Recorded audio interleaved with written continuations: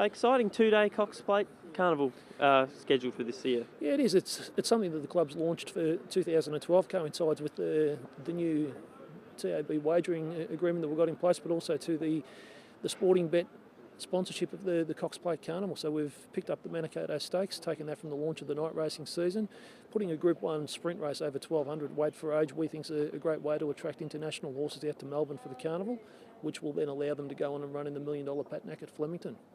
So you think the two-day carnival could have potential for to bring more international horses to the Cox Plate? We think so. It's the international horses have come through and really hit the Melbourne Cup hard, leading in through the Caulfield Cup and the Geelong Cup.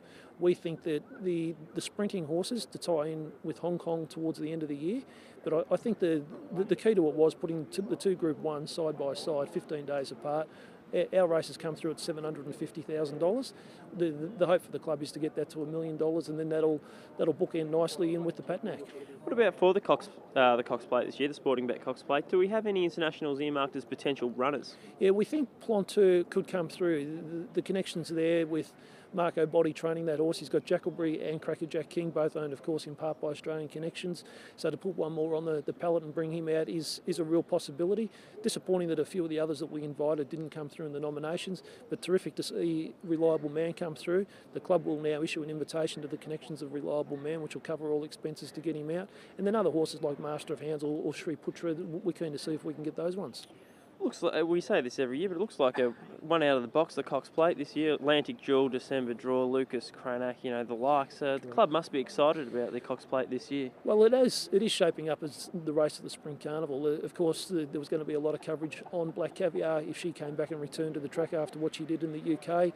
Now, I think with the build-up to the Spring Carnival, whilst the Melbourne Cup will attract a lot of the internationals, I think the interest in the Cox Plate this year will be enormous.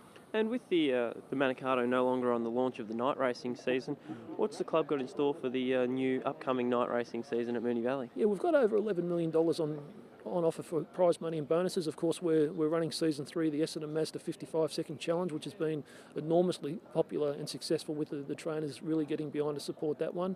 We're running the Moya Stakes. It'll drop back to kick off the night racing season, taking the place of the Manikato. They are both 1200 metre weight for age races, so we'd like to think the same style of horse will come through.